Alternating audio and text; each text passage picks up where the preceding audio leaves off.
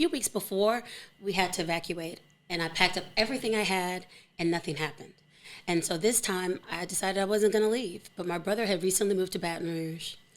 And he constantly called because I guess the news up here was a little bit more urgent than the news in New Orleans. And so he kept saying, come visit, come visit. So I was like, oh, you're just homesick. You miss me. Let me come visit you. And so I came to Baton Rouge with nothing. I left everything because I knew I was coming back home. Well, the Fortune had been in town, and so they gave us a goodie bag of like T-shirts and little like flip-flops and stuff like that. That's what I had in my car. And so that and a jean skirt, the flip-flops, that's all I had.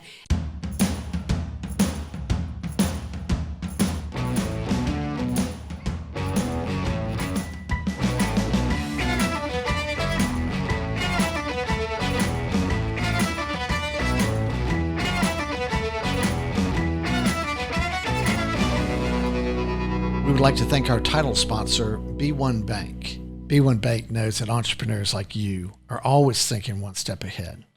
So you need banking solutions that can keep up. It begins with lending. Does your business need working capital or financing for new equipment? How about a real estate or a construction loan? Good news, the B1 lending team is ready to learn your goals and help you find the best lending option available. Now let's talk about uncomplicating your daily cash flow. B1 offers a full array of treasury management services that let you collect funds faster, pay funds more efficiently, and access your information with powerful online tools. Most importantly, B1 understands the value of working with local nonprofits to build a stronger community. They believe in giving back through hands-on involvement with their B1 Community Outreach Program because it's simply the right thing to do. B1 Bank. Be uncomplicated. To learn more, visit b1bank.com. Equal housing lender, member FDIC. Hello, I'm Andrew McClendon, your host of the Next Entrepreneur Podcast. We're here in the Propel Production Podcast Studio in Baton Rouge, and we welcome our guest, Miss Maranda White, owner and president of Octagon Media. So welcome to the podcast. Thank you. So your business has been growing a lot lately. Why don't you start by telling us what Octagon Media is and what it is that you guys do? Well, Octagon Media is a full-service advertising agency and marketing firm, and so we do everything from website design, graphic design, commercial production, media buying, strategy. We also often use SAM, strategy, advertising, and marketing, as our overall umbrella of everything that we do. So if it falls under those three, we can do it. Yeah, and embedded, I guess, in all of that is social media. Social media, digital media, TV, radio, outdoor, print, all of that, yes. Goodness. Okay, so, I really want to dive into the social media side. I want to dive into your whole business, Okay. and the journey. But, this whole social media stuff is ever changing. And, 1 year it's Facebook, and then it's Instagram, and then it's TikTok, and Twitter is in there some way. And they all have their relevance, to individuals, but then to businesses as well, right? And there's all this digital noise. So how do you get through to people, when they're doing this, But, I was just doing a little research on media, and it's all about reaching new audiences and growing the relationships with the customers, right? Yes, absolutely. And so I love what I do. And so I feel like people come to me with a problem, and I am here to solve that problem, right? And so it is very difficult because it's ever changing. Like you said, social media and digital media, the online presence is continuing to evolve. And so as soon as we learn TikTok, then Snapchat, something else starts. And so keeping up with the trends is very hard. But I believe in keeping myself and my team educated, right? And so making sure that we attend conferences, national conferences, so we're in the know of the new upcoming trend, so we can offer that to our clients. And so target audience is a big thing as well. TikTok would have a different type of viewership than a Facebook or Instagram. And so it's very difficult, but just adapting to the trends. So, because I started 23 years ago, and so we just had traditional media, TV, radio, print. And now you have all these other mediums. And so we're learning, and I learn every day. Yeah. That there's been a lot of change on your journey, Yes, right? yes. Which is fascinating. It is. But you have to stay on your toes. But, that old adage, like if you don't change, you'll die, kind of thing. Exactly. And so, and I imagine there's a lot of clients or not necessarily a lot of your clients, but there's a lot of people who need your services. They really don't understand what they need. Exactly. They just want to get their message out there. Yes. But it's also interesting. Some of the research was like, again, on social media, it's not just used for advertising, but it's used to foster a deeper customer relationship. Absolutely. So it's if you look back, I think we were looking at some ads in the last month or so that were videos from commercials. No, you know what it was? It was in, I was in Disney World with my family. Oh, okay. And in one of the breakfast restaurants, they showed these old commercials on the big screen. And it's just, it's so amazing how they used to advertise back then, And how it's changed today. Oh, so much. Okay. I did also notice that you were recognized by Inc. 5000 as one of the fastest growing private companies. So congrats on that. Thank you so much. In 2020, we were acknowledged as one of the 12 from Baton Rouge top businesses. And so our revenue just went through the roof in 2020. So we were very blessed. Now, so that's a year of COVID. That was the first year of COVID. Right. Year after that, things went down, and so but we had a good year to kick off and start. Before. So what do you attribute that to? Was it COVID related? Your revenue increase? The revenue increase at first was COVID related. We handle a lot of health clients. And so that was awareness, letting people know to be tested and just reaching the broad audience. But then that second year, I felt like the message was out there and budgets were cut as people were working from home. And unfortunately, every business, the first thing they do is cut the marketing and advertising budget. Yeah. And so that's why we saw a downfall. However, this year, we're starting to pick back up and be where we were in 2020. That's great. Good job. Yes. Okay, so you grew up in Louisiana? I did, Slidell, Louisiana. Yeah, and tell me about your childhood. Well, my parents were both educators, and so my mom was a fourth grade teacher for 30 years. My father was trilingual. He spoke French, Spanish, and English, and he was a high school teacher for 30-some-odd years. He passed away 2 years ago during COVID, but very strict on education. That was the foundation, and so they wanted to make sure that if anything, no one could take that education, what's in your mind, and no one can take that away from you. Right. And so making sure that they laid that foundation for us and my brother and I. So you grew up in a household where there was a strong emphasis on education. Absolutely. As did I. And, even when, my father had a modest income. Okay. He was a college professor. Mm-hmm. And modest in that he had 7 children. Wow. Right? But he wanted the best education for his kids, and that was top priority. So there were times that we drank powdered milk, and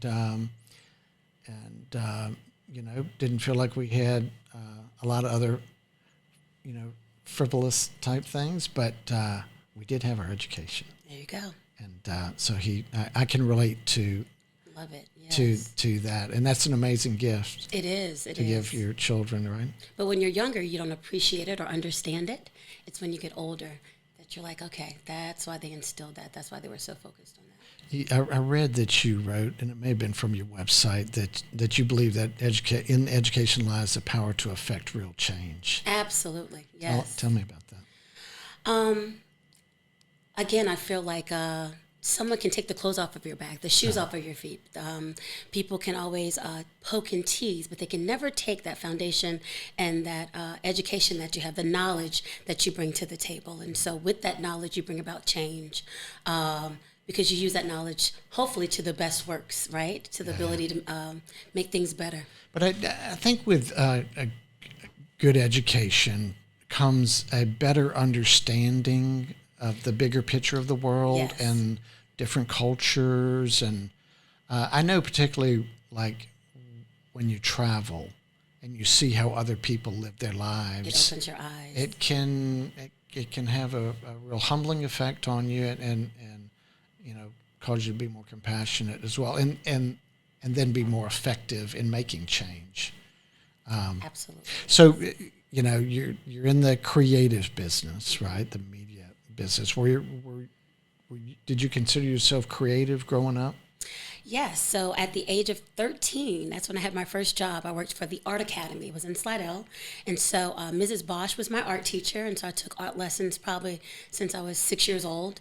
So I assisted her as an art teacher. And so my undergraduate degree is in fine arts.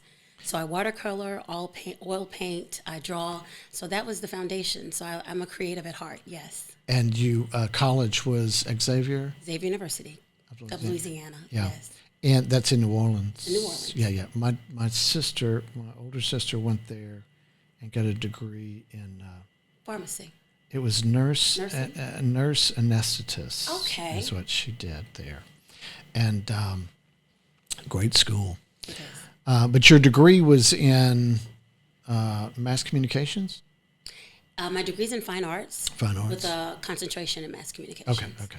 You just said that, didn't you? Yes, that's So what did you do after college?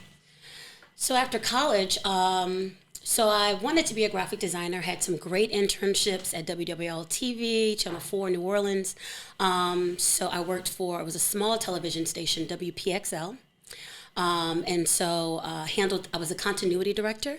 And so kind of worked with all the different departments, wanted to be a creative in that aspect. And one of the salespeople mentioned to me, there's an advertising agency, McCann Erickson, that's looking to hire a media buyer. And so I didn't know what media buying was, but I remember seeing McCann Erickson everywhere, right? In my books, school books, just reading about them and knowing them. They were a worldwide advertising agency. And so I applied for that job, and that's how I got in the world of advertising.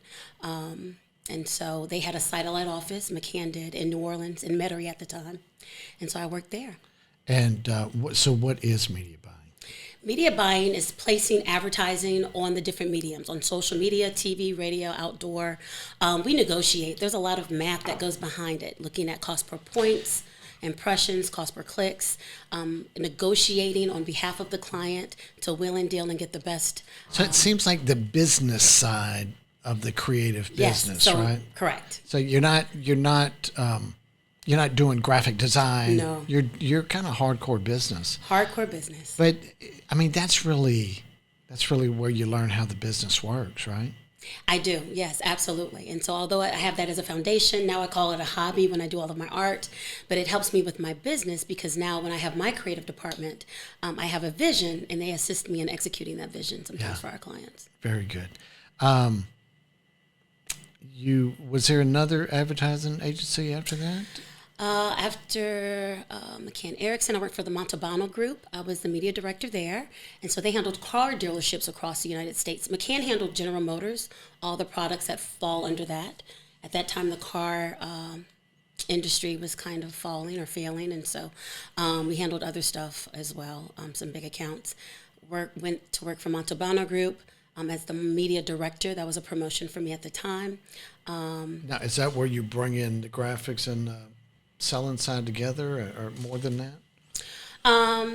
As a media director? It was a media director, so it was the same, just making sure that we had kind of overseeing both parts, which I didn't see the creative at McCann Erickson. Yeah. Very cool. I read that you worked for Al Copeland Investments as a corporate operations manager, and I was like, oh, boy. Miranda's got to have some stories from that time. And I'm saying that because it seems I'd never had met Al Copeland, but he just lived larger than life. Oh, my goodness. And I mean, and so I saw that through, he had a building on the interstate where he kept a lot of his toys and boats and cars and motors. I mean, it was endless. It was just, and he was a big offshore, boat racer, and he had a big yacht in Destin that we'd see, and they would arrive. His crew would arrive in Destin, pulling trailers filled with toys, motorcycles. Those guys just lived, and a totally different level. He lived the life. Everything was extravagant. You look very forward to the Christmas parties and the different things that he threw for the office because you knew it was going to be over the top. Where I sat as the operations manager, I was at the front of the corporate office. And so as he came in, one day he might be on crutches, or another day he might have a Band-Aid over his nose. And so because of his adventurous life, he always, you knew something. He was, skiing or doing this and that. And he came back with a little injury every time. So I loved that job. Working with Big Al was awesome. Working with his son, Junior, and the whole family. It was a great experience. And they did so much in business. I mean, what did they have? All the Cheesecake Bistros, Copeland's, Improvs, over 40 stores at the time I was there across the United States. And they had their seasonings. Yes. I can't think of the name, but it's a seasoning factory that they have right off of Earhart Expressway, where they make the seasoning for the red beans and all those different things as well. And he was constantly trying new concepts. The there was a kitchen there, and they were every day cooking up something new, testing it. That was a fun part of the job, too. Yes. That must have been fun.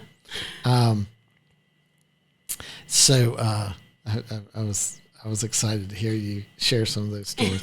But after that, you went to Peter Mayer Advertising? Yes, actually, Al Copeland Investments, Copeland Enterprises was one of Peter Mayer's clients.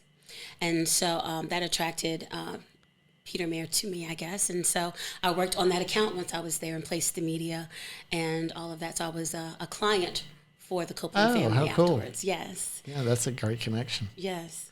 But that's a huge company, right? Absolutely. At the time, Peter Mayer had over 200 employees, was the number one advertising agency in the Gulf South. So we were very, very strong. And with an office in New Orleans? An office in New Orleans off of Camp Street. Yeah. Peter was alive at that time, and so he would get a lawn chair, sit on the sidewalk, and light a cigar, cross his legs, and speak to all the visitors as they passed downtown going to Canal Street. So he would do that all day. He was not a stranger to anyone, so it was awesome. And what was some of your memories of exciting projects or clients or things that you did back then? Working on Popeyes, working with Copeland and Al Copeland Investments. The list goes on and on. Whitney National Bank. We actually worked for Festival Productions, and I did an internship with them. So that's Essence Festival that comes to New Orleans during the summer. Jazz Fest, advertising for them. 7-Up, Pepsi. All the big boys. All the big boys. The list goes on and on. Yeah, very Zatarans. And then Katrina hit. And tell us about that. So what was your situation with Katrina? In other words, did you evacuate? I evacuated before? Only because my brother, I think a few weeks before, we had to evacuate. And I packed up everything I had, and nothing happened. And so this time, I decided I wasn't going to leave. But my brother had recently moved to Baton Rouge. And he constantly called because I guess the news up here was a little bit more urgent than the news in New Orleans. And so he kept saying, come visit. So I was like, oh, you're just homesick. You miss me. Let me come visit you. And so I came to Baton Rouge with nothing. I left everything because I knew I was coming back home. Well, the Fortune had been in town, and so they gave us a goodie bag of T-shirts and little flip-flops and stuff like that. That's what I had in my car. And so that and a jean skirt, the flip-flops, that's all I had. And that's what I wore forever until I can get something else. And so looking back, I don't know what I was thinking. I didn't take anything with me. So what happened to your place? So I was renting at the time. And so, of course, everything was demolished and it was devastated. My parents lived in Slido right off of Lake Pontchartrain. They had 6 to 7 feet of water in their home. So everything was destroyed as well. So you lost all your belongings? Lost everything, yes. Oh, my goodness. And so, of course, you think about things, and my father had to continue to instill in me that things can be replaced. We're okay. Right. And so just having to start over was pretty hard. But I was blessed to continue to have the opportunity to work because we opened some, we always had a satellite office in Baton Rouge, but the found some office space at different locations here, and Peter Mayer allowed us to continue to work. Although half of us came to Baton Rouge, the other half were located other places Houston, all over. Yes. So how devastating was that to you? I mean, how did you take that? You know, you losing all your stuff. I mean, what did it take for you to? Your dad's encouraging you, but how long did it take for you to say, all right, let's move on? It didn't take long. I think because of the family that I had at Peter Mayer and because we continued to work, that helped me change my perspective. I wasn't worried about what I didn't have. How do I rebuild and how do we start over? Very resilient. And so, of course, everyone from New Orleans is that way. And so having our family and our team around us to support each other. And then you hear other people's stories and you're like, okay, well, my situation might not be as bad as I think. And so just overcoming it and pushing forward. Yeah, that is interesting. Not easy to do, but yes. No. My son-in-law's family, their house was flooded, but it was also, there was a nearby oil refinery. Oh. And some of the tanks had ruptured. So they also their houses got filled with oil, got slimed.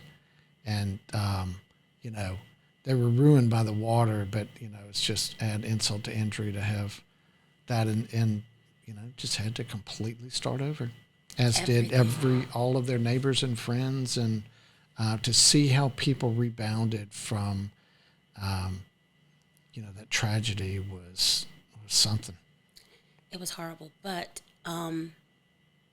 I was insured. My family was insured. So at that time, people were a little bit more kind, right? And so now it's a little harder with these insurance claims and premiums and things have changed since then, post-Katrina. But that assisted me into rebuilding and getting back together. If it wasn't for some of those. So at some point, you took a job at LSU. Yes. So I was at Is that where we are in the journey? Yes. I was at Peter Mayer for 10 years. Even though Katrina happened, still worked for Peter Mayer for about 5 years, if not more than that, afterwards in our New Orleans office. But then as people transitioned to either move somewhere else or go back to the office in New Orleans, there were only 2 of us left here. So there was a disconnect because I knew I wasn't going back to New Orleans. So I was offered a position at LSU as the marketing and communications director. And that was short-lived, but I love what I did. I thought I was going to be there. I was going to retire there. And so that's when I was able to put that creative cap back on. I had interns, students underneath me that worked as the photographer, as the creative, as the public relations assistant. And so I was able to oversee and be more hands-on with all aspects of the advertising world. So during that time, so Katrina was in 2005. You worked another 5 years through 6 years, yeah, 5, 6. Mm-hmm. To like 2010, 11. Yeah, during that time, we had the Great Recession, right? And so I think of 2008 when the stock market crashed in September was the beginning of this transformation that, I think relates to so many industries and businesses, but to media as it relates to our conversation, where we saw corporate America kind of pull in their purse strings. And you saw print ads just drop off completely. And then we had a lot of failing newspapers and magazines and so many of those failed at like historic levels, which was really tragic. But when they started to stick their heads back out, to get their messages out, social media had really started to ramp up at that same time. And I always felt that corporate America went back in, more so on social media, and which hampered the print media, continued to hamper them. So you were in business during that time, or in that industry with Peter Mayer, and what did you see in that respect? Well, it's interesting that you say that because in 2008 things had changed. People were starting to pull advertising. I think it was around that time, a few years later, right after I left Peter Mayer, they actually had their first major layoff, and I think they laid off 60 plus people. Wow. Because that's how much of a change the advertising and marketing world had faced, and so definitely saw it. But people realized that some of those other mediums were more expensive, and social media was easier, or they felt they could do it themselves. And more measurable. And more measurable. You can get immediate results. You didn't have to Yeah. wait until a campaign was over for a quarter for Nielsen to give you results Right. to tell you if it was successful or not, right? And so it was an instant response, instant interaction, and major accountability for what you placed. And so, yeah. Yeah, so it's really interesting. So now corporate America again wants to get their message out. So they're coming to their media companies and say, hey, can you not help me not with this print ad, but I need to figure out this social media stuff. And so you guys are having to learn that business, right? Yes, that's something that we offer. Okay, why don't we take a quick break there, Miranda, get in word from our sponsor, and we will pick it up on the other side. We would like to thank MBD Automation for their support of the Next Entrepreneur podcast. MBD Automation is a mechanical install contractor with a program-centric focus. So what do these guys do? They install conveyor systems, VRCs, platforms, singulators, sorters, and all sorts of other types of automated equipment. Who do they work for? They work for systems integrators, manufacturers, and end users in fulfillment centers, airports, mail processing facilities, and projects in the defense industry. MBD Automation works for numerous Fortune 500 companies across the United States and has a list of international clients that they perform work for in the U.S. as well. If MBD Automation can help you on your next project, you can find them online at mbdautomation.com. And we are back with Miranda White. And so this is about when you are starting Octagon Media. Yes. And so what was it that made you say, now's my time to do my thing? Well, I had freelance and I was always doing white labeling. And so what that means is I was placing media for some other agencies, other organizations, but they didn't know it was me. So it was white labeled. I was a hidden secret, right? And so I was always doing that on the side while I worked at LSU. And so then when I lost that job, applying for other positions, at that time, you're going through the recession. Things are hard. It's hard to find a job. And so just started picking up more accounts. And then realizing, again, my father instilled it in me. He said, Maranda, you need to just work for yourself. And I'm like, absolutely not. I need a paycheck on the 15th and the 30th. I cannot do this. And so it kind of fell in my lap. It wasn't something that I inspired to be or was a lifelong journey or goal. But I ended up turning those accounts into Octagon Media today. So when you started, you had built those little accounts as your foundation. Yes. And so how far along was it before? I mean, are you working out of your house initially? Initially, from 2012 to like 14, I was working out of my home. Yeah. And I could not do it. I am a people person. I need to be around people. How can I evolve or know the current trends if it's just me, right? And so then I had a shared office space off of Sherwood Boulevard. Yeah. Sherwood Forest Boulevard. And worked there, my mom and I together. And then I had some interns and freelancers that would come in to assist. Okay, so at that point, as you grow, you're going to freelancers. So you're not committing to full-time. Not at this time, no. Yeah, people, and that's how you're going to grow the business. Let's talk about Octagon, how you got the name, the meaning behind it. Where did all that come from? Well, I didn't want it to be called Miranda or White or anything like that, White Media or Miranda Media. So I believe in meaningful names. And so in Bible study, we were going through numbers. We were on the number 8, and the number 8 means resurrection, new beginning, transition. And I was like, at the time I was going through a divorce as well. And so I said, okay, well, I lost my job at LSU. I'm trying to find this new path and journey on where my career should be. In my personal life, things were changing. And so this is my story, this number 8. But I didn't know what to call, how would I interpret 8 into the name of a business? Took a trip actually to, it was Dave & Buster's. We were in Texas, and I was playing Wheel of Fortune. And as you can see, I've mentioned that twice. I like Wheel of Fortune. And so I was playing that game, and the first word for me was Octagon. No lie. And so I was like, wow. So Octagon Media is the name. Wow. Yes. So it had real meaning. It had real meaning. Octagon has 8 sides. That's my transition. That was my new beginning. So that's how it started. You know, I was thinking back as I was doing this research on you about when I started my business. Okay. And I knew it was time when, as I was a project manager for a construction company. And so I'm out managing the projects that we're building. And I knew what I would do is I would come up with a question that I didn't have the experience to answer, and I'd go to my boss. Okay. Right? And I did that for a couple of, number of years. And it was when I felt like, I know the answer to this question. I know what I'll do here. And I was going to my boss fewer and fewer times, and I was like, I know what I'm doing.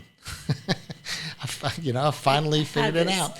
And I didn't know how I was going to replace my salary, but I started a little thing on the side with a couple of friends, and but we just couldn't get it to where I could earn a salary as running the inside the office part of it. Okay.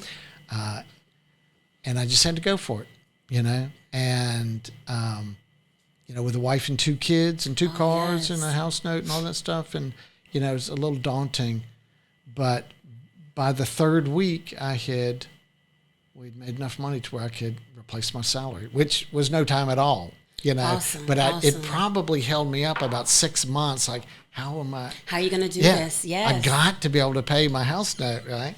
So, absolutely. So stepping out on faith, that's the thing. Stepping out on faith, and I'm a very spiritual and religious person, and so just believing in God and knowing that He is going to provide the right path for me. I just have to listen to Him. So I love that. We had Craig Stevens with Genesis 360 on just a couple of weeks ago, and when he was telling his stories about how his faith was the only thing that he had to fall back on in the deepest of times. It was like, those are the stories that give me chills. Yes. I love that. Awesome. I love that. And in the recession, I had similar experiences where, I just relied very heavily on my faith to get me through some of the tough times. And so I love to hear that.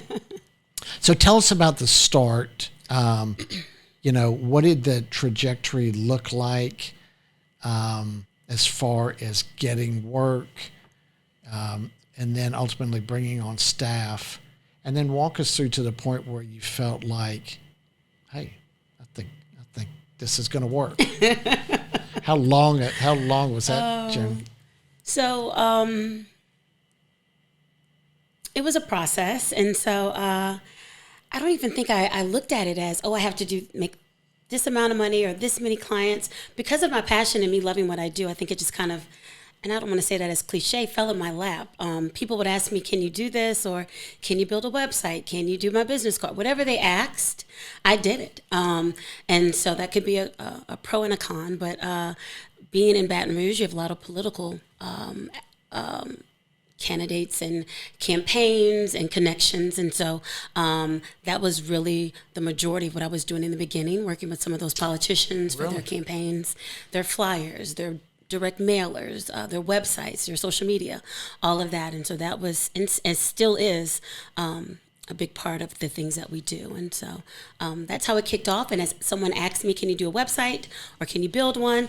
I could design one, but I'm not a coder. And so I say, yes, of course I can. And then I find someone to partner with me to make things happen, right? Yeah. And so just networking and building those relationships, working with another company that may offer production because they have the cameras and the equipment. And so when someone needs someone to place ads for them, they'll call me. And then we need production, I'll work with them. Just partnering with people all across the city. Right.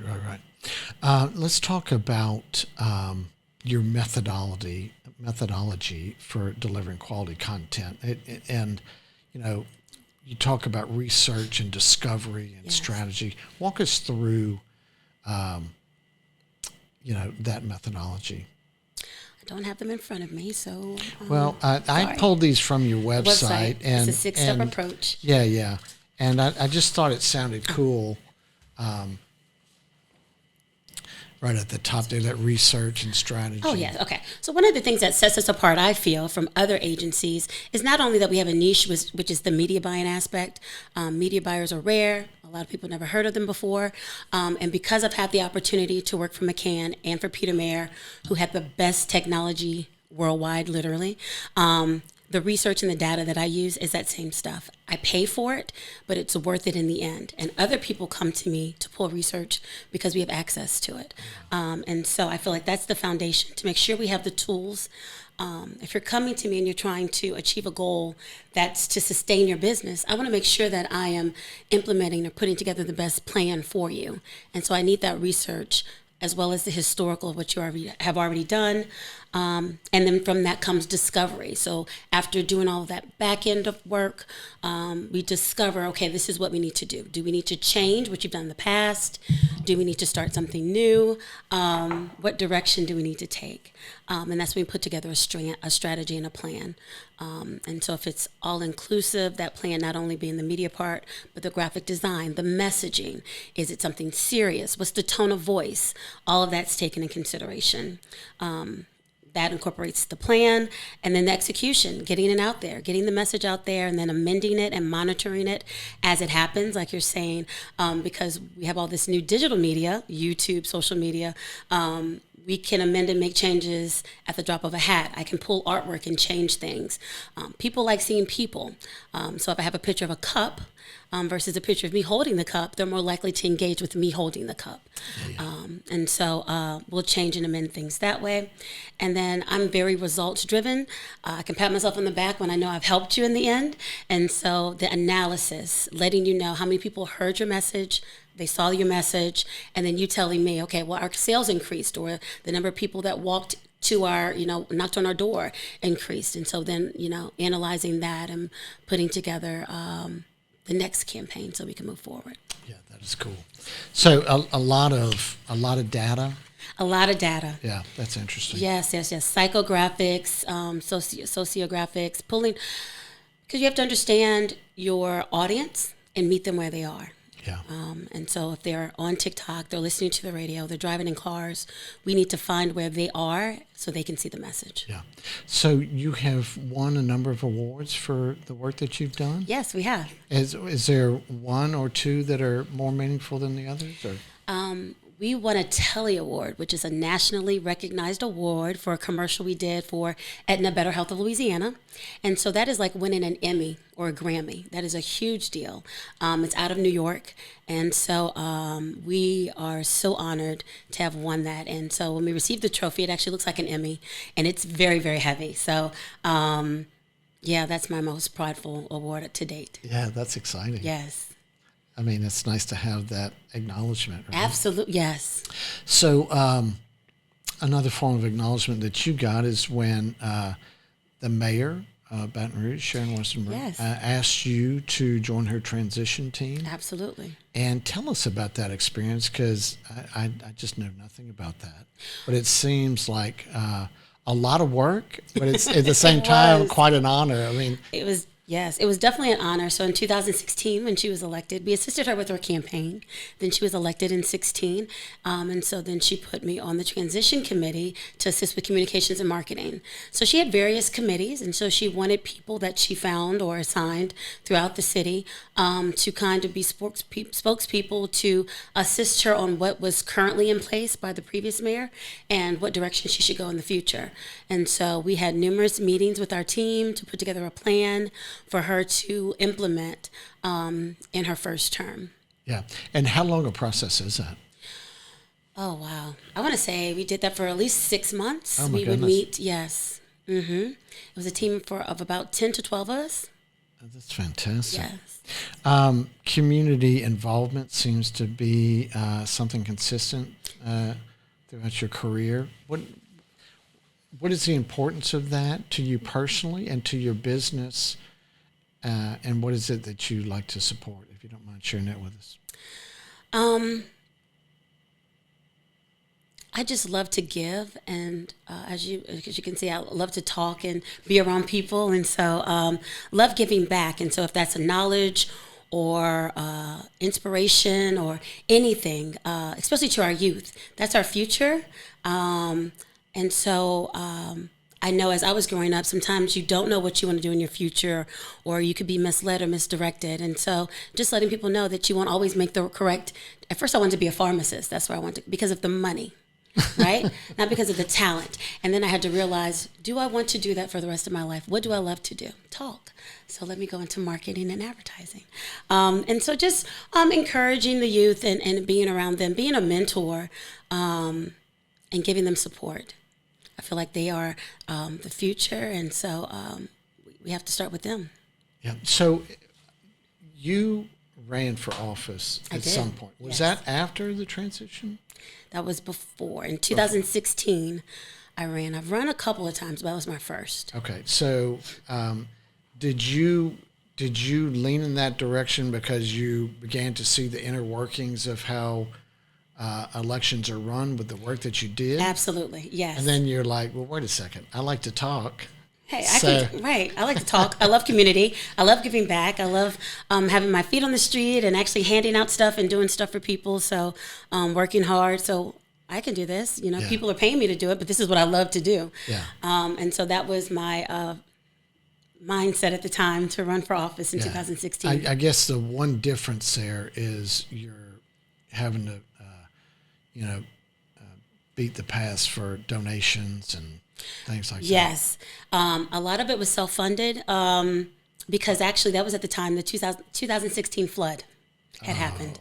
And so we... Not a good time. Not a good time. We attempted to knock on doors. You couldn't even get to the home to knock on the door. Oh, my God. Right? To even ask them if they needed assistance. It was horrible. My district was the hardest hit, actually, for at that time for that flood. So... horrible time going up against an incumbent. And so it was a struggle, but it assisted me to get my name out there. I still was able to help people. Baton Rouge is just as resilient as New Orleans, and so assisted so many during that time of loss. Yeah.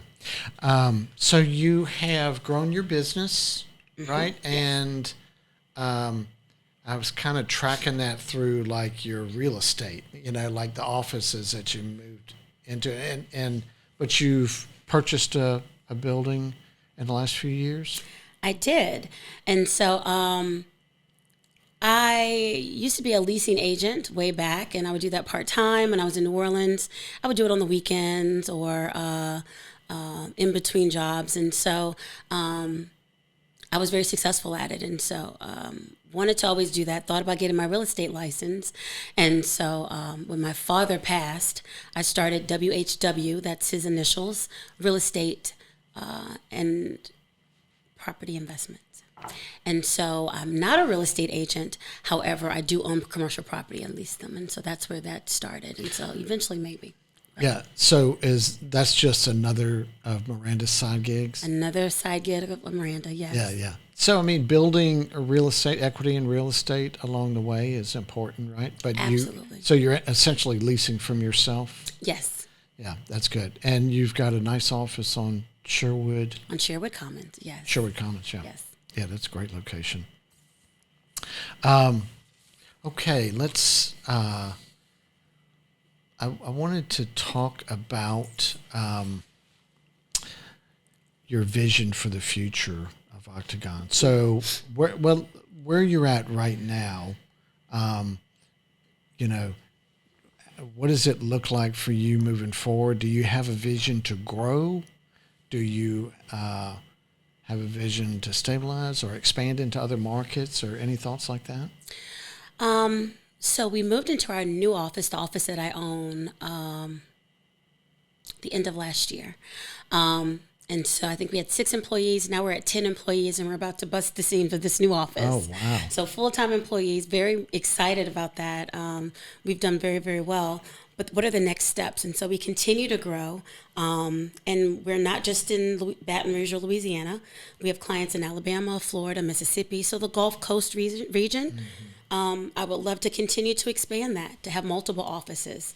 Healthcare seems to be our niche, but although we can help anyone advertise, I feel like every business, as I drive down the street, they need a logo, they need a business card, they need a flyer, or a pamphlet, or a website. So everyone needs our help. It's just us making those connections and relationships. When you look at COVID, and there was so much remote working, Yes. right? And for some people, for some companies, that proved to work okay. And they're kind of sticking with that, at least for some percentage of their workforce. How did that work for y'all? We tried it for a month, and it wasn't as bad as I thought. I'm very old school, very hands-on, and so I wanted everybody to be around me. So working remote was different. It worked. Things still got accomplished, but there's nothing like brainstorming or developing a concept, being in the same room at the whiteboard, eating our lunch and just hashing it out. And so I think that will forever be my way. Yeah. But I know a lot of other agencies work remote. But for us, this is working.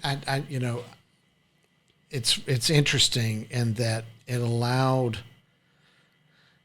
some people, like say in our market, to reach out to people outside, and if working remote worked for them, they could get talent that lived where they want to live. Maybe they didn't want to live in Baton Rouge, and but there was also a lot of jumping of jobs, and well, I don't have to be in New York to work for this company. I can be here in Baton Rouge, and so it was cutting both ways.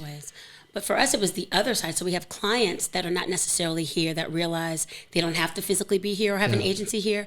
We can Zoom, we can talk. Yeah. We don't have to actually fly. We're flying different places. We don't have to do that in order to make it a successful campaign for them. So. Yeah, and that's kind of ties back where I was going with that, about the potential for growth and the clients that you already have in the South. But I think it's more universally accepted now to work remotely, go visit as you need to, but you can do the Teams or the Zoom and expand without having as much brick and mortar. True, that's absolutely true. Yes. Very cool. Okay, Miranda, let's take another quick break, get a word from our sponsor, and we'll be right back. We would like to thank Modus for their support of the Next Entrepreneur podcast. Who is Modus? Modus is a facility services company that works in the e-commerce fulfillment industry across the United States. What do? They like to say they take it from the conveyor to the dock door. Well, what does that mean? It means that they're building the pick stations with the cable management. They're installing guardrails and bollards. They're putting down floor marking. They're putting up aerial signage. These guys build fencing systems, shelving systems, and racking systems. They also do rack recovery for when there's rack failures. They also install dock levelers and dock doors. Modus also installs ASRS systems, which is automated storage and retrieval systems, as well as other robotics projects. They've worked for the largest e-commerce retailers in the world, and they can work for you. If you need to find Modus, you can reach them online at modusmoves.com. And we are back with Miranda White. Miranda, I wanted to kind of circle back and talk a little bit more, a little deeper dive on social media. I was reading an article that said that it was asking, it's actually like a survey, and it was asking where companies would invest in social media platforms. And Twitter got the highest percentage, followed by Instagram, YouTube, TikTok, and then Facebook. Okay. So we've all kind of seen Facebook, be the thing, and then, all these other things started to surpass it. So I was curious, which of those, Twitter, Instagram, YouTube, TikTok, and Facebook, which of those are your clients utilizing? They utilize all three plus some of the others. However, Twitter's a little harder for us to post on because it's a thought. It's like an everyday post. And so we usually recommend that the client either provide us some content or assist us with that while we do some of the other platforms, because it's a little bit more vigorous than just posting once a week. So I'm not sure if this survey was done before Elon Musk made the news and wanted to buy Twitter, and how that would have impacted this. But I found that interesting. I wouldn't have thought that. However, people that use it effectively, like Elon Musk, make hay with it. Are successful, yes. But it's more personal. Like, what is your thought? So now there's some people that shouldn't put their thoughts out there. Absolutely. Right? They need someone to post. That's the scary part of social media, right? Yeah, exactly. They need to have someone post for them. So, for those clients that engage Octagon Media to manage their social media platforms, how does that work? What are your processes in your office to execute on that? Well, as I shared before, there are a lot of software and programs that we use, and so we have a program that we use in-house to help us facilitate the steps for social media. So people think it's so easy, and a lot of corporations, they may hire a social media person, but we have about 6 people touch that one post for every post that goes out for our social. So we have someone coming up with the idea and rough draft, someone else coming up with the concept. That concept needs to be edited. Then it needs to be approved. Once it's approved, then the content and the hashtags are written. Then that has to be edited and approved. And then once that is done, then it's passed on to the creatives. And so then they either create the video or the design, the graphic, whatever it is. And then that has to be approved or edited. And then after that, then there's a final proofing of everything, both the graphic and the content, before it goes to be posted or scheduled. That's how you do it right, right? I mean, to do social media right, you've got to do it right. Yes. And so that whole concept that I talked about, where corporate America, went back to the arms of social media because it was inexpensive.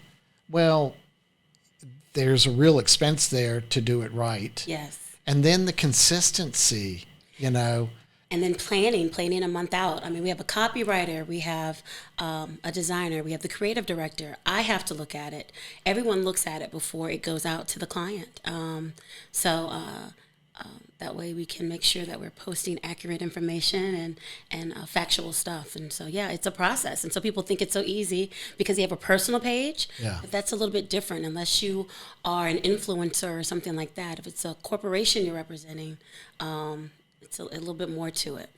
Yeah, it's interesting how some platforms start as something, but then they mature into being used as something else. Yes.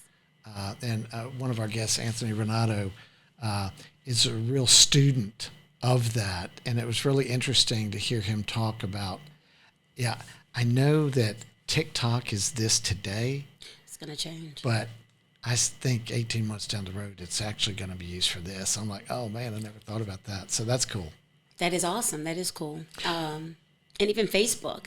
Facebook used to be the young, hip, trendier, and so now some of the younger people are saying that's a little bit older, and so they're on TikTok or Snapchat or Instagram. So if you look at video, and the power of video. I think that's, what the success of YouTube was all about. Absolutely. But then,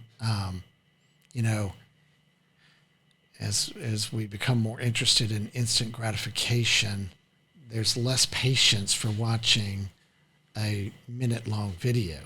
I mean, a 3-minute-long video is an eternity. And they extended it to 10 now, so I think that's way too long. Yeah, but I mean, and that may work for certain situations, but if you're trying to get a message across to the average consumer, they're not going to give you 3 minutes of their time. Absolutely not. Right? No. So it's all about these little videos, the reels and the stories, and those are the ones that it just keeps changing and improving. And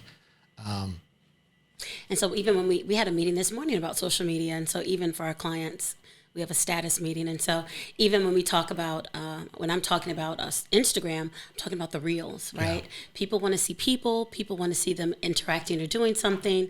They respond and engage more with that than they do a post of just a plain picture or something like that.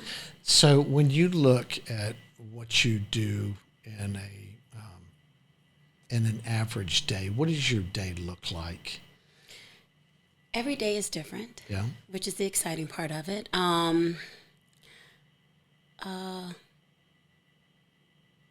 Client relations, client interaction, checking in with them, but very hands-on with the creative department. We have a campaign coming up today, so talking about colors and tone of voice and what does this look like, and putting together some rough drafts and drawing on a sketchboard to see what the deliverable may look like. So every day is different. I may be working on a radio commercial or editing content for a TV commercial. Every day is a different day. Is there any one thing that you do in your business, any of the products or services that you offer that kind of makes your heart sing over others? Oh, the media buying part. I love it, yes. Isn't that fascinating? I met with an outdoor company this morning. I was like, okay, we're going to play some ads with you. I love that part. And so I wear many hats being a boutique agency, but I will never give that up. I love that part of it. That's fascinating. Yes. Yeah, but it makes sense to me. It makes sense to me that's why you're in business. Like if you've, that would seem to be like one of the most important things to understand on the business side. Well, Maranda, it has been a complete joy talking to you. I loved researching your company, and it's great to see a Baton Rouge business grow in the ways that yours has and been recognized in the way that yours has. Thank you so much. And I wish you continued success in all that you do. Thank you. So thank you for coming to talk to us. You're welcome. I appreciate the opportunity. It was a pleasure.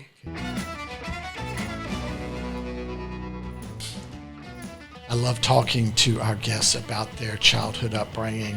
And in this case, when Maranda talked about the value that their family placed on education and how that gives them the power to affect change. And I really do believe that Maranda has carried that through her life.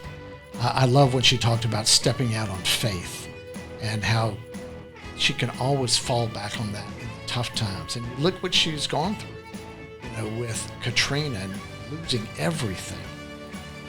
And then when she talked about the flood of 2016 when she's running for office, there were no doors that she could knock on, but she never gave up. And I love to see a Baton Rouge company grow in the ways that hers has. And look, I wish her continued success. I appreciate her coming in, sharing her stories with us, and I appreciate you guys watching. And we'll catch you next time. We would like to thank our title sponsor, B1 Bank. They can be found online at b1bank.com. The Next Entrepreneur is produced by Propel Productions. You can find more information at propelyourstory.com. Don't forget to subscribe to the Next Entrepreneur podcast and hit the bell for notifications. You can also follow us on social media. The links are in the description below.